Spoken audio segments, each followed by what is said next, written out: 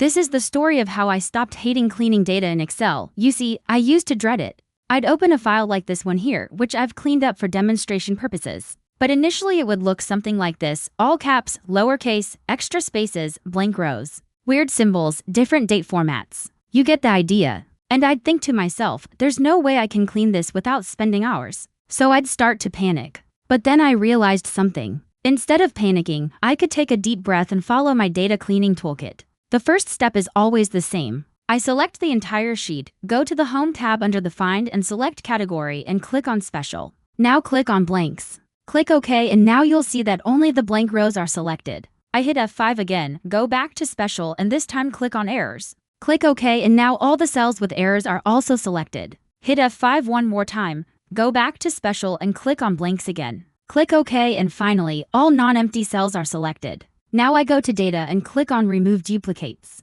Since we selected all the columns, this will remove any duplicate rows in the entire sheet. After this step, we should have only one set of data per client. Now let's quickly clean up the names. I'm going to use a formula called proper. This converts all text to proper case. So now John Doe is in title case. We can easily clean up the names by removing the space and putting the formula in the first cell. Now we can just drag it down and all the names will be cleaned up in seconds. Next, let's fix the dates. To do this, we're going to use the Find and Replace tool. So go to the Find and Replace box and find what equals date. Look for all instances and replace them with equals A2. Basically, we're telling Excel to treat everything as a date. Now click on Replace All and all your dates will be standardized. Now we're ready for Power Query. Here's how you open it. Go to Data and click on Get Data and Transform. Click on From Table Range and select the entire table. Click on Transform Data. Now you can split columns where the names were combined. Select the column, go to the Query and Transform ribbon under the Split Column category. Click on By Delimiter.